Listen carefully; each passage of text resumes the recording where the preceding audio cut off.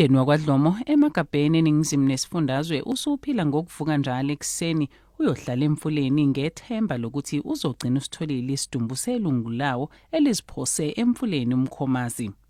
UZethu Dlomo oneminyaka engu-27 ugibele phezu kwebridge maqede waziphonsa emfuleni obudla amagalani. Sathola i-call kodwa futhi mesithola i-call sathola i-call kumuntu esingamazi because ifoni yami ifile i-screen.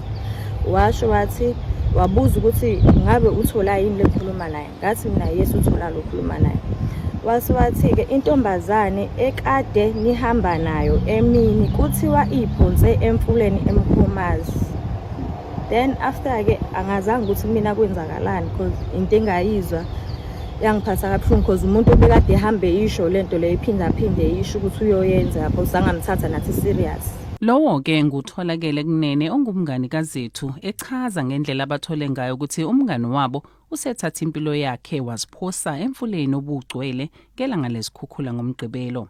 Izindaba zeGagasi FM sificele umndeni-ke ovuka njalo ulinde emfuleni uMkhomazi uhlele eduzane nomfula ngoba unethemba lokuthi isidumbu sizoqhamuka emanzini lapho aziphose khona emva kokuthi-ke etshela abangani bakhe ukuthi usekhathele ukuphila.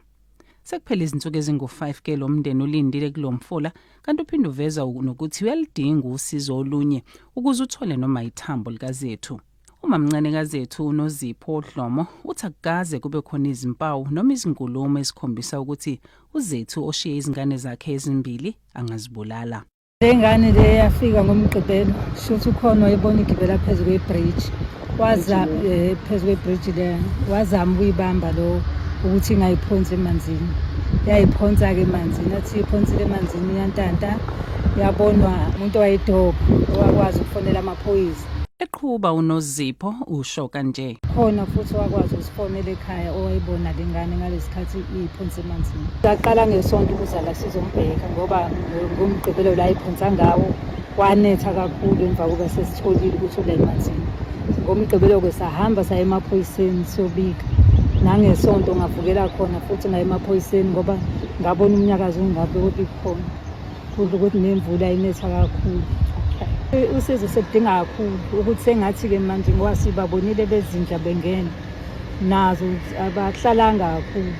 Sengathi ngafika-ke nabangangena ngey'kebhe noma bangena emanzini babheke khona phakathi ngoba siyafika njalo sohlala size sigoduke kungenzakalanga lutho nje. Okwamanje-ke isidumbu sikaZethu asikatholakali kanti umndeni uyaqhubeka ulindile emfuleni uMkhomazi.